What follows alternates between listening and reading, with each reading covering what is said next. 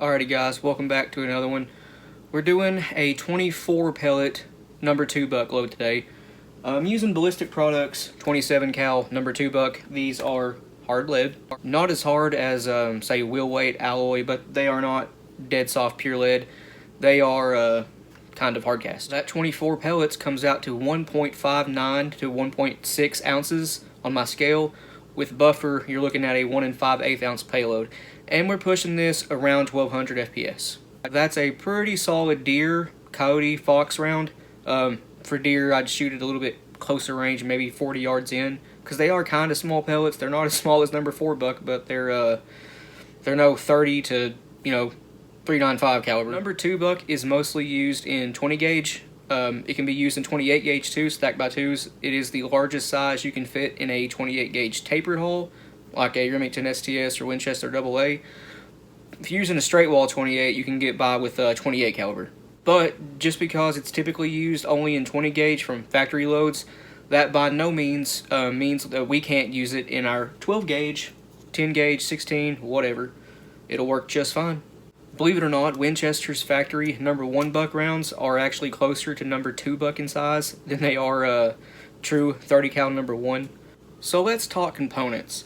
For the hull, I'm using a, well, this is 4 times fired now. If I fire it again, or Josh, it'll be the 5th time this thing has been fired. It is a Remington Nitro hull, 3-inch of course. Add a Shadot primer in it. This is actually one of the 2.5 ounce slug hulls that we fired. Mr. Hollow Point 2.5 ounce, 1082 grain slug. Yep, this is one of those. And it still looks great. We pushed that slug up over 1200 FPS. Aside from the hull, we're using a Hodgdon Longshot, the LBC 50 wad. This thing is awesome. It's throwing amazing patterns. It might actually be better than the TPS. 1/4 inch 20 gauge felt wad from Ballistic Products. A Mylar wrap. This is the My Thin Mylar, again from Ballistic Products. Used for mainly 12 and 10 gauge. And of course the 27 cal pellets, and we're using some BPI buffer. Original, mixed number 47, or ITX will all work. They're about the same, with lead shot anyway. So the first thing we're going to do is actually slit the wad. The LBC 50 comes unslit. It's kind of hard to see, I know. But it is unslit. Using Gary Caskey's wad slitter. This one's actually for 10 gauge, but it works for 12 gauge just fine. Trying to show you here, we got 4 very even petals. This was a 4 petal 3/4 cut.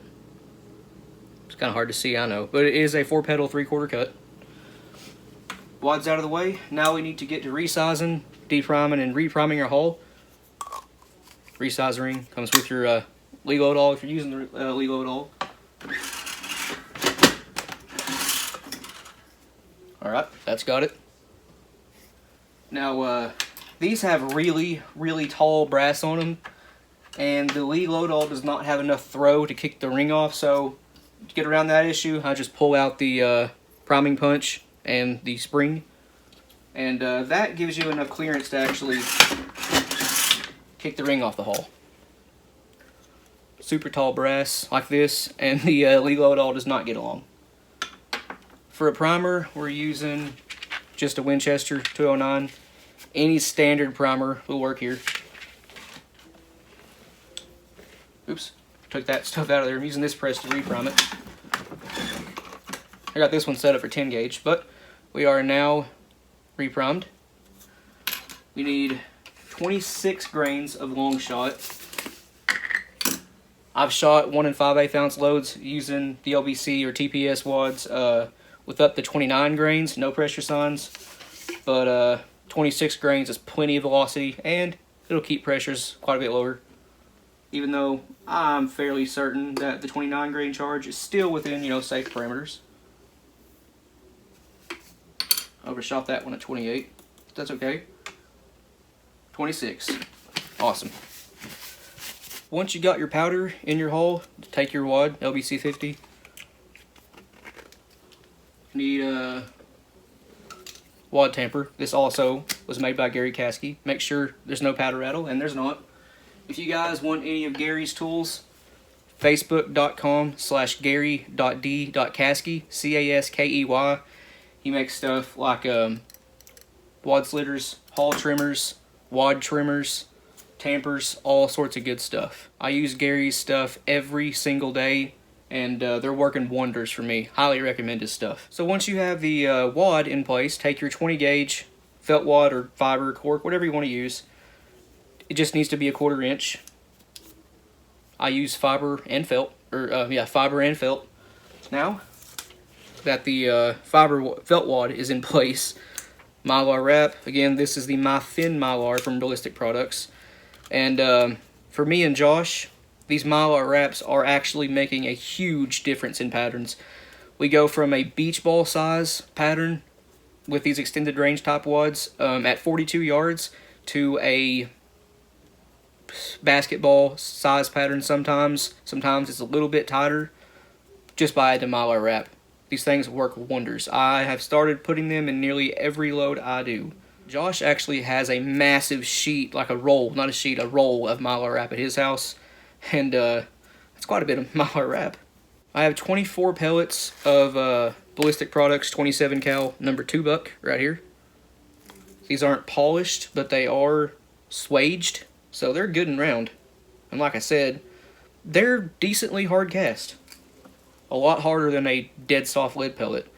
But these stack by 3s, I'm just going to drop them in here and give it a little shake. Let them find their own way.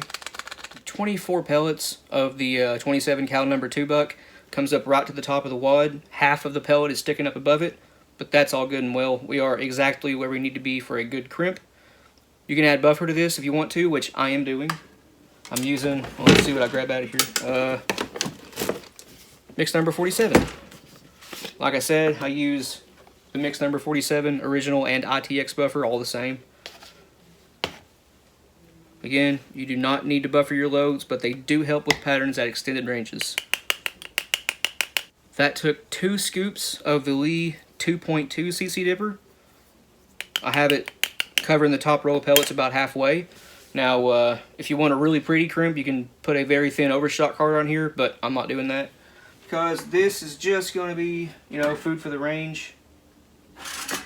We'll, of course, pattern on video. Backstation of the Lee Loadall is the 6-point crimp, and you want one of the points, one of the points in the crimp right here facing you. The front station is the 8-point, and you want the valley right here. You want that part facing you. I call it the valley. But, let's give it a final crimp.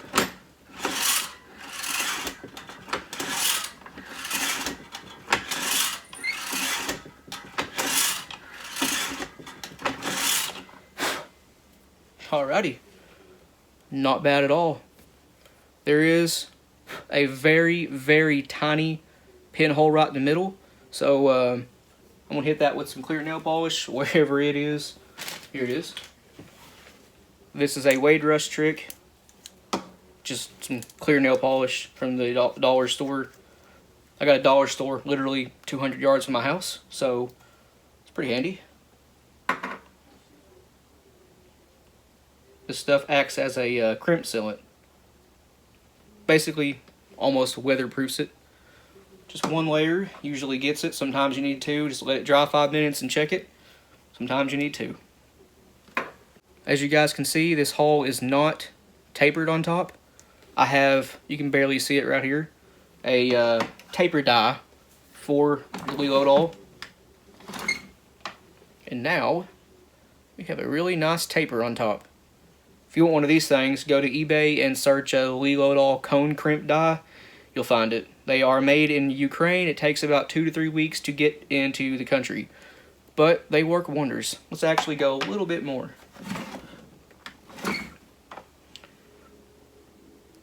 Looking great. All this is for is better feeding in pumps and semi-autos. Just got a single shot, then or a double or a triple barrel even. There's really no need to worry about having a nice taper. Even in pumps, you don't really need a nice taper, but it really does help in semi-autos. So I just wanted to take a second to remind you guys, we have a Patreon. It's as low as $1 a month.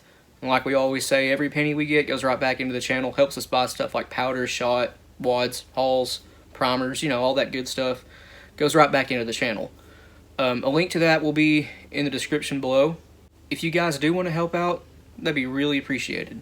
Also, down in the description below, you'll find a link to our Instagram and our Rumble accounts. Rumble is where we post things that we can't post here on YouTube.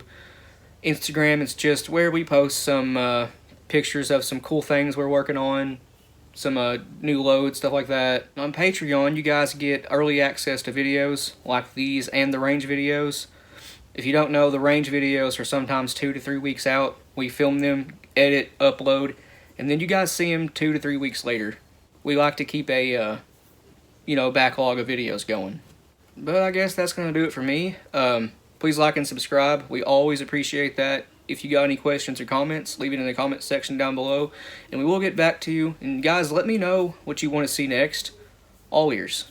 But until next time, you guys take it easy. We'll see you in the next one.